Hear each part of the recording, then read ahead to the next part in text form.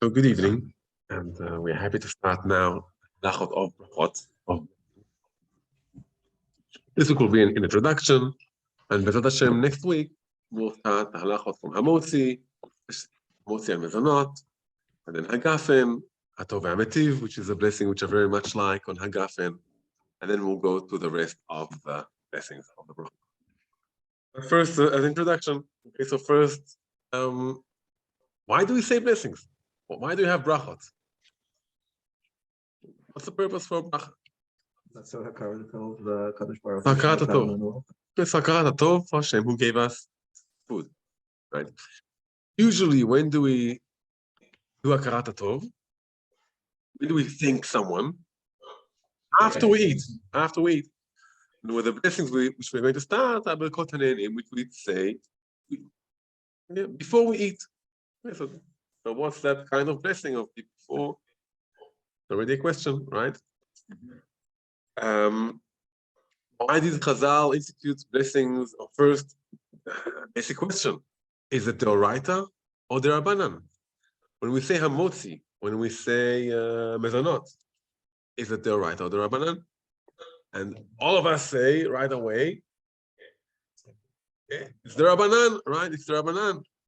But as we can guess, if I'm asking the question, so it's not so simple and not so clear if it's the Oraita or the Rabbanan. And so why do we bless? Why do we say blessing? Why do we say blessing before we eat? Is it the Oraita or the Rabbanan? And how did Chazal decide on what to say a blessing? We had a barbecue with my students a few days ago. And one of the students asked, why don't we say a special blessing for the meat? For a minei b'sarim, for example. Why do we just say shakol as a very, very general blessing? Obviously, the student likes meat very, very much, so it bothered him. Why have a blessing for trees, for apples, for dates? Why don't we have a blessing also for shakol? Let's try and answer them. All the questions as introduction to Brachot. So, why do we say a blessing? The meaning of a blessing. What's the meaning of a blessing? When we say bracha, what does a bracha mean? Who are we blessing exactly? Who are we blessing? God, blessings. Or when we bless God, what does it mean that we bless God?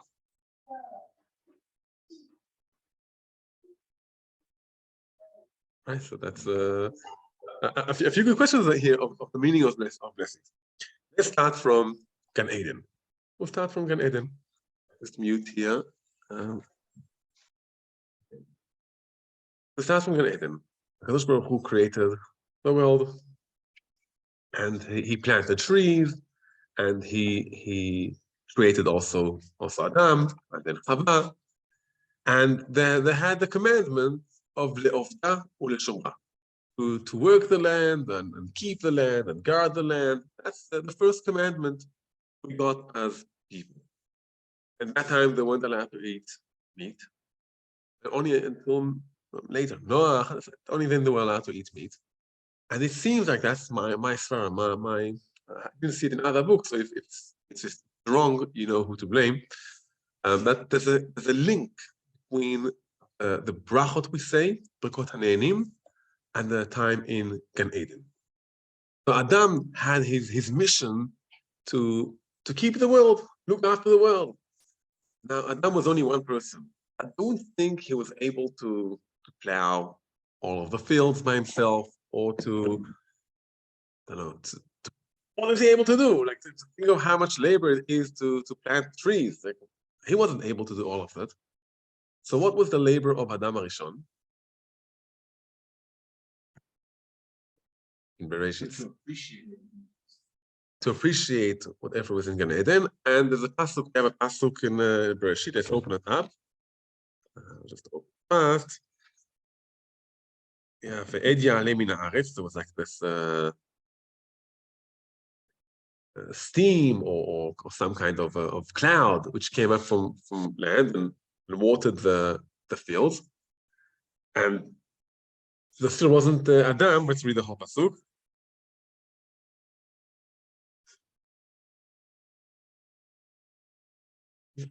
Brachot.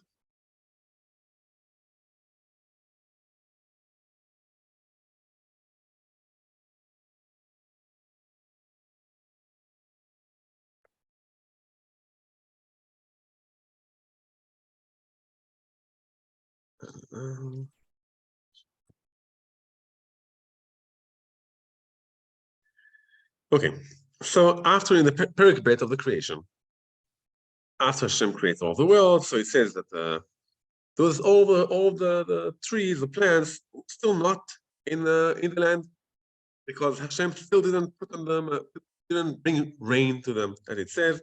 בכל שיח השדה טרם יהיה בארץ, בכל עשב השדה טרם יצמח, all shrubs and the weeds still didn't grow, because Hashem didn't bring rain down to the fields. ואדם אין לעבוד את האדמה. In the beginning, there was still no man to work the fields. ועד יעלה מן הארץ what gave some kind of water or moisture to all the seeds inside? Some kind of cloud or mist or whatever it was that came up and watered the plants. So there wasn't any rain, right? There wasn't any rain because there wasn't any man who worked the fields. I mean, rain that isn't connected to working in the fields, right? It can rain. Doesn't matter if I sit down at home, it can rain, and if I work in the fields for a long time, it doesn't necessarily rain.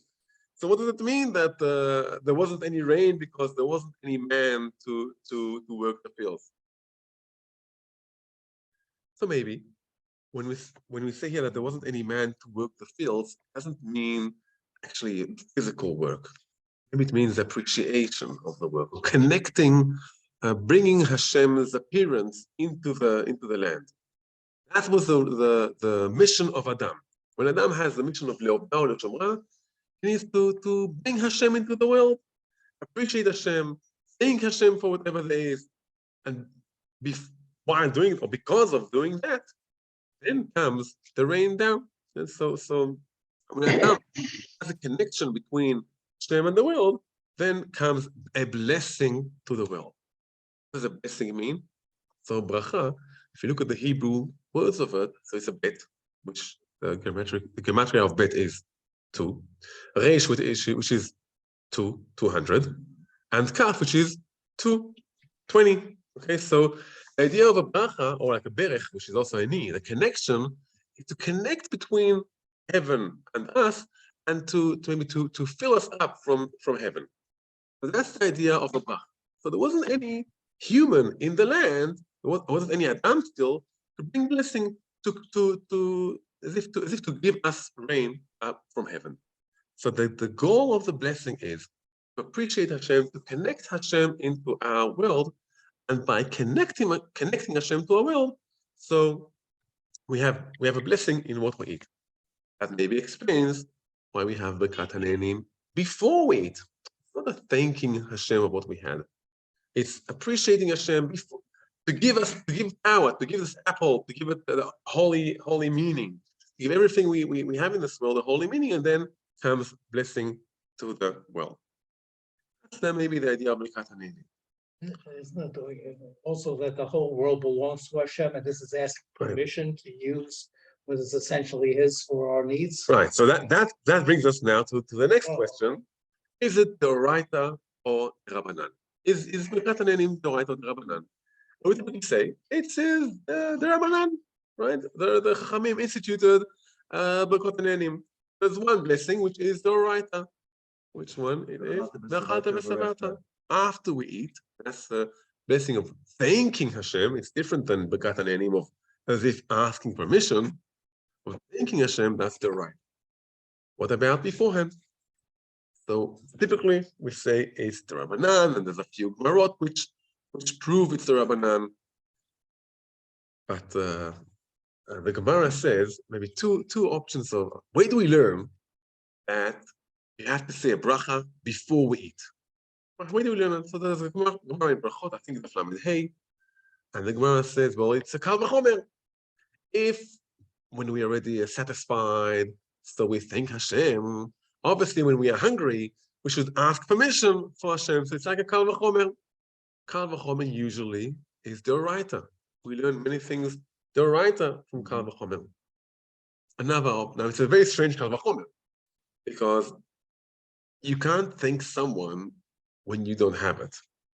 And as we said, getting permission and thanking are two different things. Yeah, thanking is one category after I have something, and getting permission is a different category. It's Birkat HaNe'enim.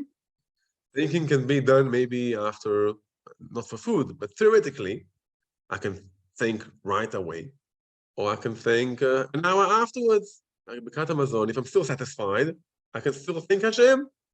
Birkat HaNe'enim, I say bracha of Borei Pri Ha'etz, I need to eat right away. So there might be a few differences here. Ve'achalta v'savata, it's only when someone is satisfied. If it just eats a small amount of bread, so maybe there's no bracha d'oraita, only from Chachamim. So it's a very interesting Kal V'chomer, and most of the Rishonim understand it's just like an asmachta. It's just to give us an idea. It's more of a thought thing, and really the bracha is the Rabbanan. Another reason the Gemara brings is that it's a svara. It's just common sense. You come to ask something from Hashem, get permission beforehand. How could you dare take something from Hashem before you get permission? And it's the Gemara that you mentioned, that everyone who uses this world without asking permission, so it's as if he does meila, as if he takes a korban and uses it for his purpose. Hashem created all of the world, and we have to get permission before we use it. And so that's just a common sense. Also here we can typically say, okay, it's common sense, but it's although it's a svara in the human lachot or human roles, not in the d'oraita level. With d'oraita, you can use the world without saying any bracha. There's no bracha written in the Torah, just for Birkat HaMazon. However, Rabbeinu Hananel, it seems from him that brachot are d'oraita. We have a few questions about it, we'll go into it now, but when we talk about brachot, and we'll say many times later that brachot is the Rabbanan. It's a rabbinical halacha. For example, a very common case will be the nafkamina, the outcome of it. If someone forgot, he said the bracha or no. He doesn't remember. He has now a piece of bagel in his hand, and he doesn't remember if he said the bracha or not. Okay, so, or we have any other spekot about it. So typically we'll say spek de Rabbanan. Any question in a rabbinical halacha can be lenient about it. But if it's d'oraita, someone doesn't remember if he said Birkat HaMazon. He ate a lot of bread. The person ate a lot of bread. And he doesn't remember if he said Birkat HaMazon or no. He has to repeat. It's d'oraita. Okay, so the halacha is that brachot, besides Birkat HaMazon, are the Rabbanan. Still important to know, the Rabbeinu Hananel, it seems from him that brachot are d'oraita. It just gives us a meaning, but it's not just saying a few words. Might be doing a mitzvah d'oraita while saying the bracha. So we answered, what does the bracha mean? We answered the source of the bracha, and let's try to answer now the question of my students and connect it to Gan Eden. Why most of the brachot depend on the plant, or why, like Borei Pri Ha'etz, Borei Pri Ha'adama, everything else is She'akol, Hamotzi Lechem Min Haaretz depends on the plants. Like, why do we get to these kinds of brachot? And first, why do we have different kinds of brachot? That can be explained in a very, very simple way. When you say thank you to someone, you tell them, thank you very much. For what? Why are you thanking me? He wants to be specific. You go and tell someone, I appreciate you very much. Why do you appreciate me? Because of the color of my hair? Maybe because of that, because I helped you yesterday getting off the bus. Be specific. Tell me why you appreciate me. So it makes sense that Chazal, when they make brachot, they'll have specific brachot. That makes sense. We find it in many places.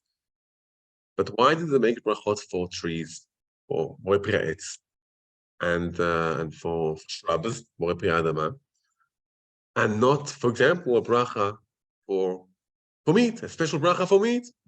Yeah. But I learned with Nechama Leibowitz, and she said that really in times of Mashiach and future days, we're all going to be vegetarian. And the only reason we eat meat is it was a pshara that Hashem knew that we wanted blood of man. We wanted to kill man. So instead of killing man, he said, okay, I'll let you animals and fish and eat them. But in reality, it's not going to be like that in the future. So what you're saying is that the brachot, we're already thinking about times of Mashiach, or Latid Lavo, even maybe after the Mashiach. It's a good question what exactly is Latid Lavo? But Latid Lavo, that's a very big question. What exactly is Latid Lavo? And Olam Haba, we will not be eating meat. We won't be eating meat. So the blessings already are now thinking at the future. And that could be a very, very good answer. But I think it also connects to an Eden, to Adam. I say that the whole purpose of brachot, or bracha, is that's the first mission that Adam had in Gan Eden, to look after the world. And looking after the world means connecting the world to Hashem. Adam in Gan Eden, he had trees, he had shrubs. He wasn't allowed to eat meat. He didn't eat meat. Hevel brings the korban from sheep, but typically in the beginning they did not eat meat. So when we say brachot, in some aspect we connect ourselves as if to Gan Eden. Also, as if in Gan Eden that we are now bringing blessing to the world. Also to Olam Haba, right? We are now we're connecting between Gan Eden to Olam Haba. So that's maybe why we don't have a special blessing. For me, it goes more on the vegetation, on the plants. I think you mentioned the other week that there are many more brachot, like for different perot, and we don't normally say, we just say borei puri ha'etz or whatever, but there are many more specific brachot for the specific plant. For food, we don't have so many brachot for food. We have hamotzi, mezonot, eitz, adama, she'akol, and hagafen. So that's blessings we have for food. You're right that when we were speaking about Havdalah, we spoke about the smells. So we have a few kinds of blessings, like minei besamim, atzei besamim, isvei besamim, rosh shemen arev, and hanoten reach tov b'perot. But in the Havdalah itself, for the Ashkenazi custom, since people wanted to know, is this a tree? Is this a shrub? Because Hadas, for example, although most Hadassim we see are small trees, some of them actually can be high, but the blessing of Hadas is Atzei Besamim. Many people don't know it. So the Ashkenazi custom was everything is Minei Besamim, solve the problem, that's it. In Havdalah. And then maybe from that, the custom continued that everything is Minei Besamim, we don't need to know, and that's it.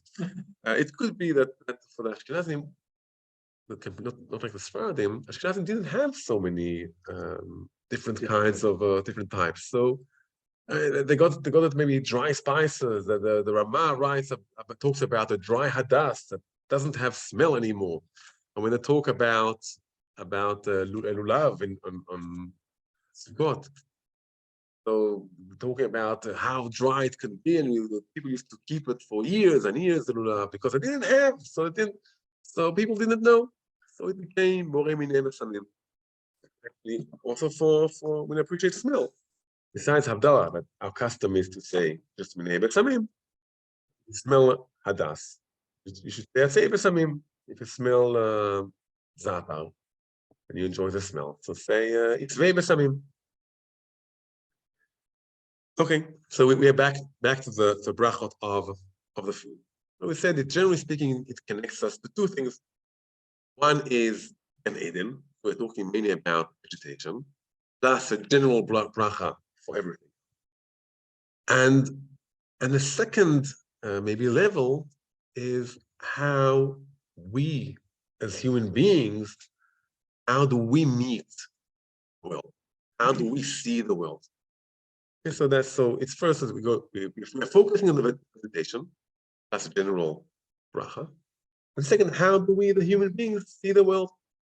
Because, and that's a very important hashkafa or emunah thing, that everything in the world can be divided to two.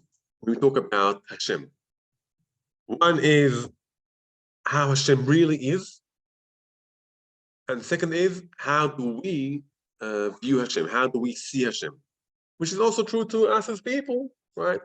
If we ask any one of us here, define me your friend sitting next to you, we can't really define what he is, right?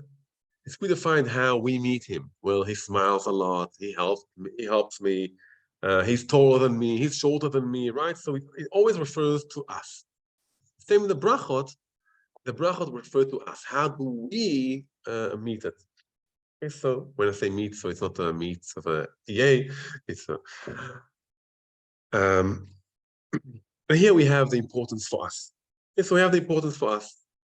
Typically, a meal, especially in those days, or even until not so long ago, and even for some people until today, a meal is based on bread. That's the main part of a meal of a person. And it's based on the 5 grains. Okay, the 5 grains, I checked it with a friend just yesterday, comparing corn compared to wheat. Okay, so corn, maybe it gives you different kinds of things, but it doesn't give you everything. And wheat has much more things. We need here Alon or Danny, right, to help us with exactly what the differences are. But wheat or the 5 grains are much richer in what they give us. So besides being a basic part of the meal, they also give us much more things. So the basic part of the bread is hamotzi. That's the main part of the meal. That's how we meet the food. So although wheat is something very small, not so, there's a special bracha for wheat, for bread, okay, for bread. Then we have mezonot, and mezonot is something which it's healthy, it satisfies us, but we don't have a meal on it. And we talk of a meal, and even go to some of the Yemenites or the Arabs until today. So they eat everything with bread. There's no cutlery. You have a big pita, right? And you have the hummus with it, and the meat with it, and whatever you eat, the fish with it. You have charaime with the red sauce, and you eat the sauce with the bread, and you have the Yemenite soup that you eat this with the lachoch, right? So lachoch is the bread. I know we'll discuss it later, but everything is part of bread is a staple. Okay, that's. So there's hamotzi. Mezonot is also healthy. It satisfies us, but it's not the main part of the meal. And then we have fruit and vegetables, which is not for fruit. We meet fruit in two special aspects. First, in the labor of it. You work once, a lot of work, for a few years, and then planting the trees and waiting for them to grow and looking after them, and it takes a few years for the trees and orla, and only after a few years you can enjoy the fruit. But when you enjoy the fruit, so you have here something which continues or lasts for tens of years, right? You can have olive trees, which could be hundreds of years old, and also oranges or whatever, they could be tens of years old. So that's from the labor aspect. There's a definition of a tree. That's why when we have a question about bananas, for example, is it a tree or so there's we can see a tree. Typically, you plant it and you wait, and you have to wait a few years until it grows, and then every year the fruit grow again from the same tree. Another aspect of a fruit, which again typically, each fruit is a bit different. We don't need fruit. We like fruit. In other words, and before we started eating junk food, It has vitamins. It has vitamins, but it has sugars. It's typically fruit are eaten more as a dessert. Or the days of brownies and the corn syrup or whatever it is that we have a lot of sugar and a bit of other things mixed inside it to give it a bit of texture and color and flavor. So fruit used to be the sweetness. So it's in a higher level of sweetness. It gives sweetness to life. So we had a special level of it. Also because after you plant it once, it's there for a long time. So from the labor aspect of it, a bit as soon as you have the fruit, it's easier, it's higher level. And also from the sweetness of it. So it's on a higher level. So it has a blessing for its own. Now vegetables. We need vegetables that don't have, typically, vegetables don't have the sweetness in it. And everyone will say, well, tomato is a fruit, tomato, right? It's a fruit, a banana, a pawpaw, papaya. Okay, that's maybe a few things which but generally speaking, vegetable, first there's a lot of labor into it. A lot of labor. Every year you have to replant it, and second, it doesn't have the sweetness, so it has maybe a lower level of a bracha. And then we have shakol. Since Adam HaRishon, we're talking about Adam HaRishon who was working the land. Anything else which wasn't working the land, so that's the idea of shakol. Anything else? Okay, so that's for the blessing. Okay, so now you have also Borei Pagafen, right? Thank you much for reminding me Borei Pagafen. Also, Borei Pagafen has a very special blessing into it. Wine, even until today, when we have, I don't know, tens of kinds of alcohol, right? Whiskey and brandy and bourbon and rum and then vodka, different kinds of them. Even today, wine has a very special, also from the culture of it, and it shows our ability to take something which is relatively simple, like grapes, and uplift it and make it something special. It also makes people happy, and also very, very delicate. So that's why wine has a special blessing for itself. Because although it's for other drinks, on orange juice, we'll learn that later, we say shehakol. On beer, for some reason, and there's a reason, but for some reason we say shehakol, although it's made out of barley or whatever. Wine, since it's also, it brings people together, it's very delicate, it has a very cultural and halachic meaning of kedusha in it. It has a special blessing of itself.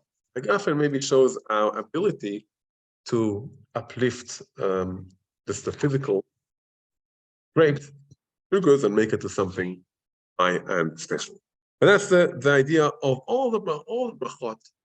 When there's a big difference between a person who says a bracha and the person who doesn't say a bracha. When we say a bracha, we say we aren't like animals. While we eating, animal, he stays down, he looks down. While we eat, we are uplifting the food to Hashem.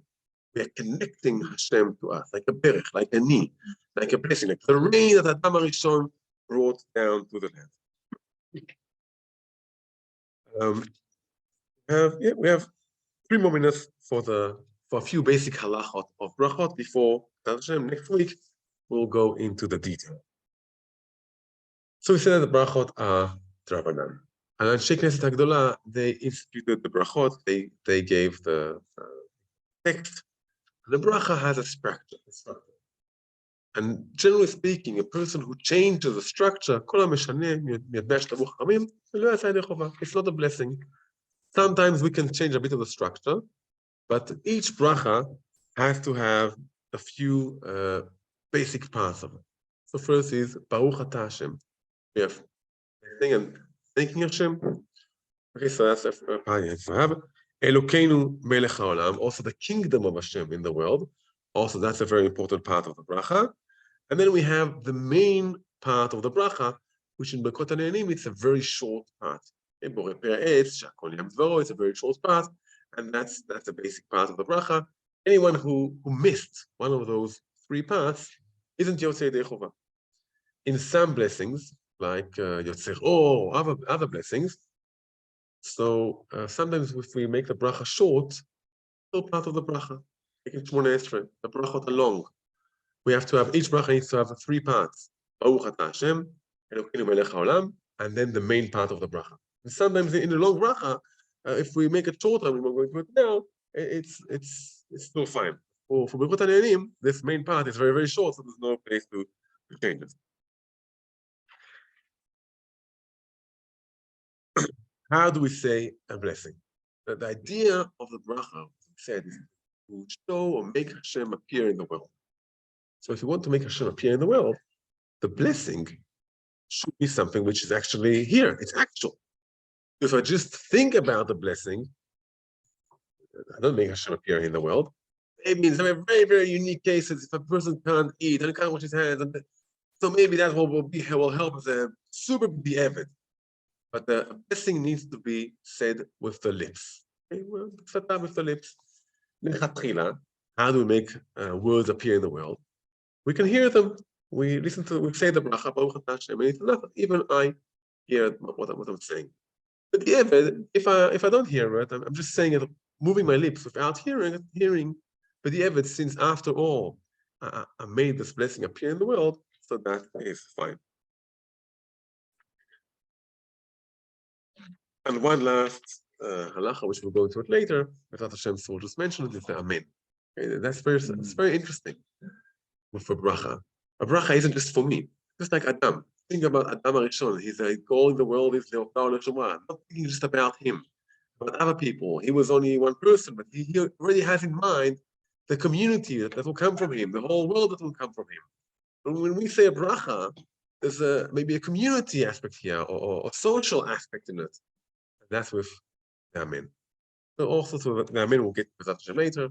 Our main part of the day, what we saw today, that bracha in many aspects brings us back to Adam HaRishon, his goal in the world, his mission, to make heaven and earth, and that's what we do before every time